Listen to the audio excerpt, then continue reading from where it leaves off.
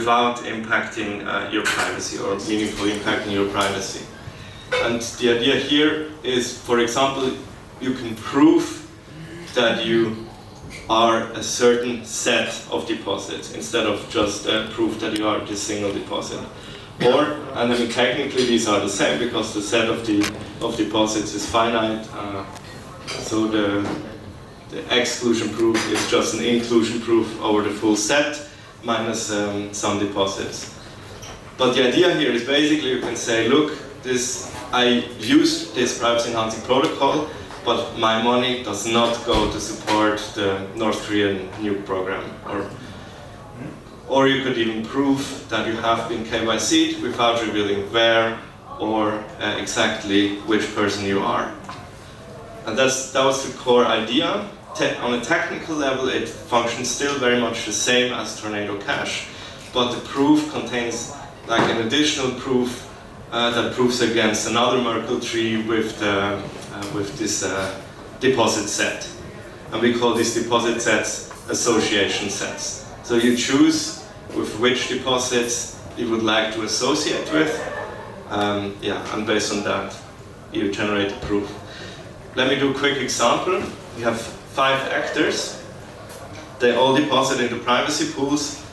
One of the actors is malicious, and then everyone would like to withdraw from this pool. Imagine it's like Tornado Cash, but when you withdraw, you specify a list of deposits that you want to associate with, that you say, I'm one of these.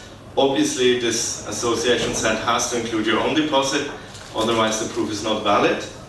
But then, usually, you would try to maximize your privacy by making the set as large as possible, but also minimize the chance that your funds are viewed as suspicious. So you try to exclude or disassociate from anyone that you think the funds might be shady. How do you know? Like, isn't it random? I mean, I'll get to that. In this case, like, we know that the funds on Eve's address are, for example, from a DeFi hack. So you know these funds are illegitimate, and you would like to dissociate from these funds and say, look, I'm using this privacy protocol, but I didn't put the hacked funds in the protocol. Obviously, when we scale up, there will need to be a different solution, but I'll get to that. So just for the simple example, the legitimate actors would include all the other legitimate actors in their set, and the malicious actor couldn't, because they need to include their own deposit. So what we end up with is like this separation where we can clearly separate the illicit from the good funds. And what's very important here also from an economics perspective is that there's no altruistic behaviors needed. Everyone acts in their own best interest. The bad actor, Eve, didn't have to cooperate at all.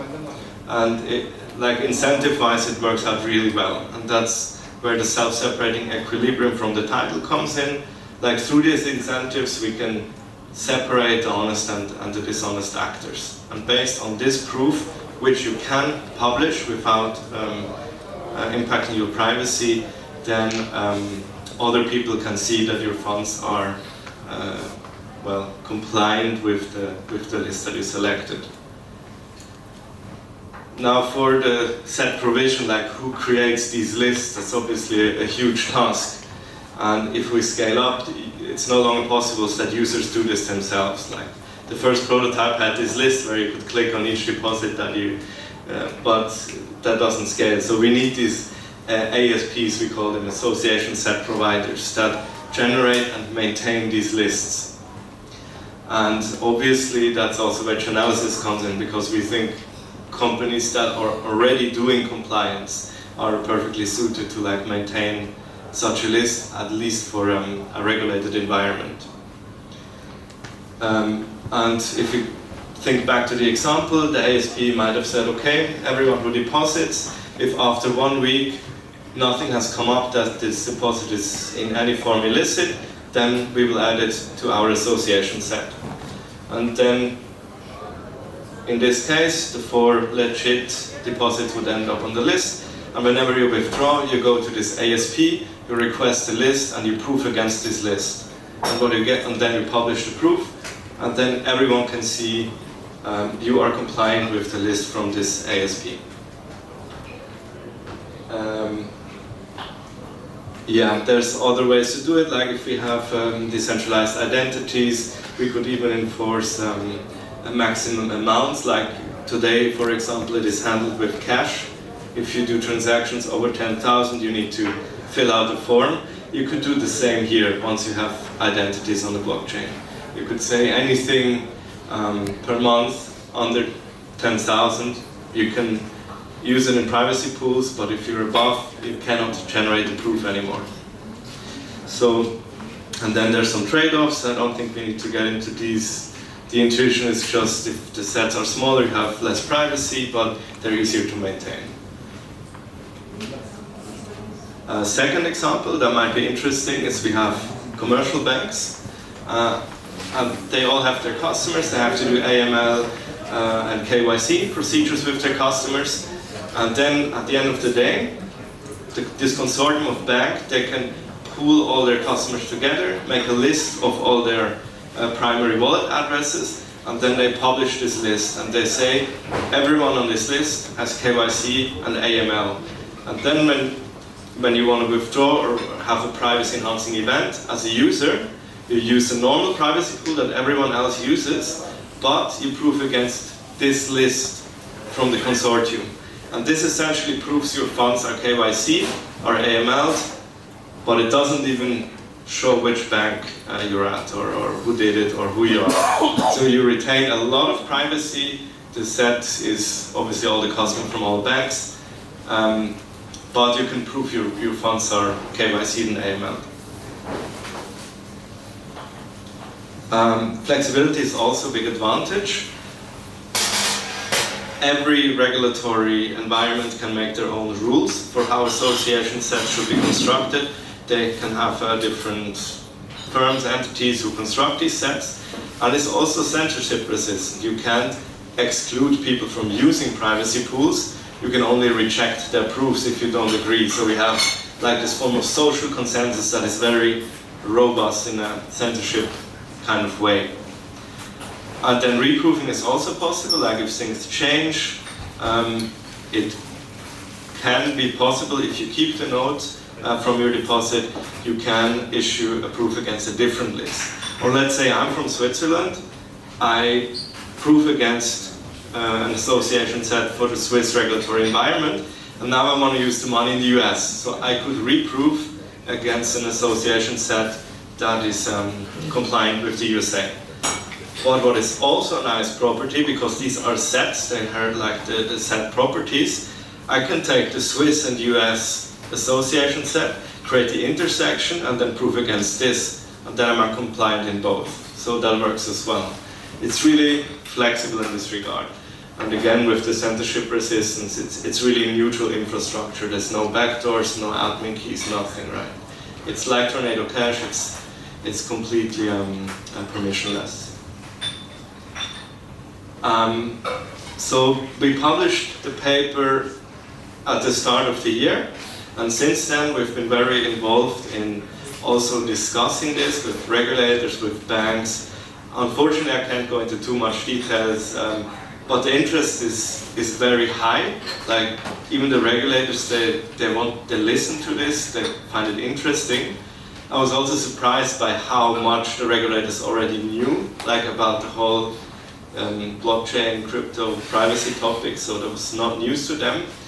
And it's on their radar, so that is a very good thing. And also the commercial banks, they realize, like, once they start offering crypto-related products, privacy is actually one of the key things that their customers want, unsurprisingly. I mean, for us it's not surprising, but for the banks, this is surprising, that it's like really demanded by the customer, privacy.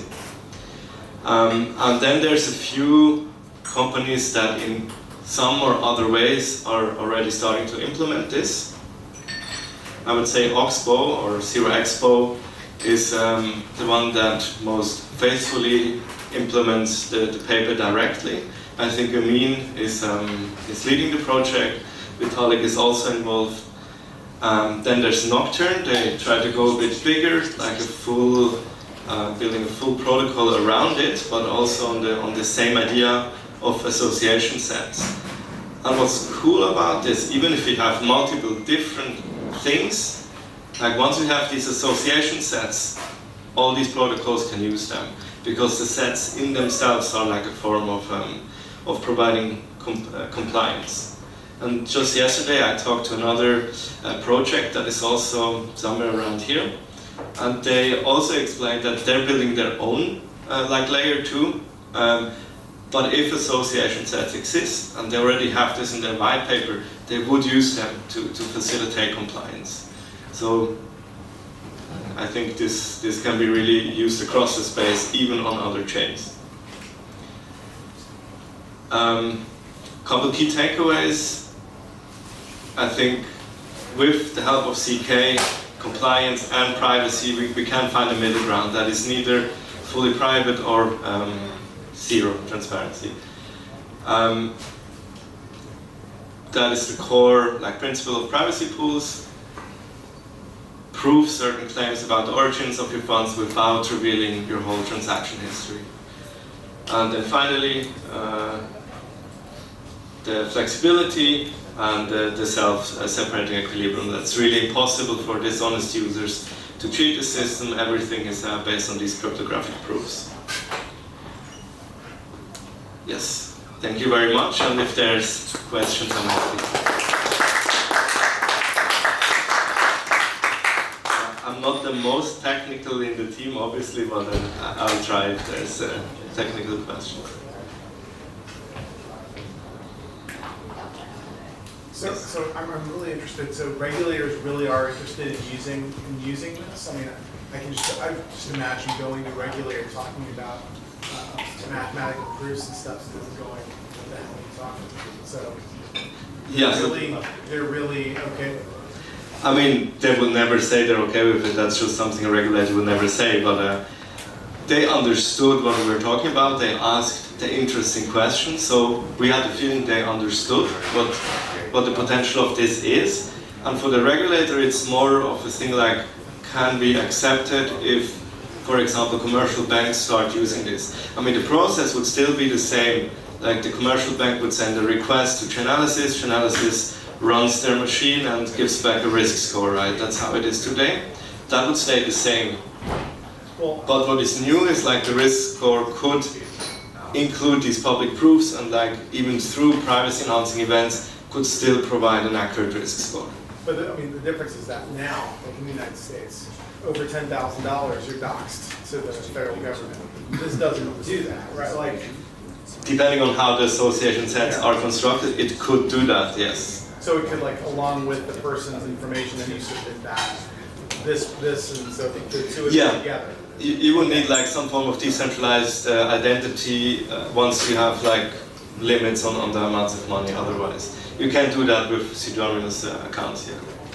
So yeah, it's very flexible on how these lists are generated. Yes. So my name is Carl. I'm an early stage investor. We actually led the pre-seed of Pay. So I think it's really cool. You found that team and had some good conversations. Like, I guess my question is, where do you see this first really starting to be implemented? And I actually worked with banking before, and like they're not even using stablecoins for the most part to settle transactions between themselves. Rather, in these open networks with privacy pools, like I feel like that's really far away. But I obviously do think that there's early, like near-term opportunities. I'm just curious, if there's anything in particular where like, wow, this is the first opportunity where I can really see a network of participants starting to align on a solution and gain traction. That's difficult to answer also because I can't really say what we talked about with this specific banks, right? But there are banks who definitely have research teams that are looking at these solutions even to use internally. So that is a possibility, but I think short term what we will probably see is, as usual, just protocols that leverage the tech and people can get to start using it, and it's difficult to predict where it or if it really picks up, right? Why are you saying that if you have smaller sets, then you will have smaller privacy. So what's the intuition behind this? And how do you measure the privacy? So What do you mean by I would measure the privacy if you have a deposit and then you withdraw. Like the number of deposits that you withdraw could be associated, or the number of deposits that could be the origin of your withdrawal. That is like your privacy. So Okay. if there's only 10 deposits in a protocol and you withdraw, then like the chance to guess correctly is 1 in 10. So your privacy is I'm one of these 10. But if it's 1,000, obviously it's a lot better privacy. And the way actually Tornado Cash works is that even if some of these old deposits withdraw, they still count towards your privacy, because you still cannot remove them. Yeah. But generally, the more people you associate with, the harder it is to know who of them you are.